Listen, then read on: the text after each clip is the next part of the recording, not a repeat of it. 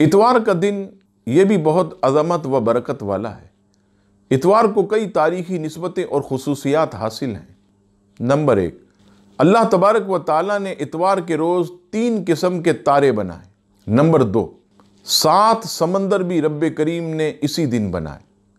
اس میں number 1 Tabaristan, number 2 بحر کرمان، number 3 بحر کلزم، نمبر 4 بحر ہند، نمبر 5 بحر عمان، نمبر 6 بحر روم، نمبر 7 بحر مغرب۔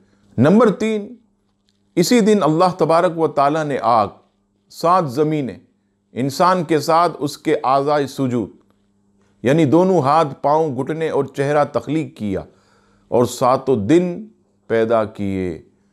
نمبر 4، اتوار کے دن کھیت بونا، درخت لگانا اور مکان کی تعمیر کرنا باعث برکت ہے۔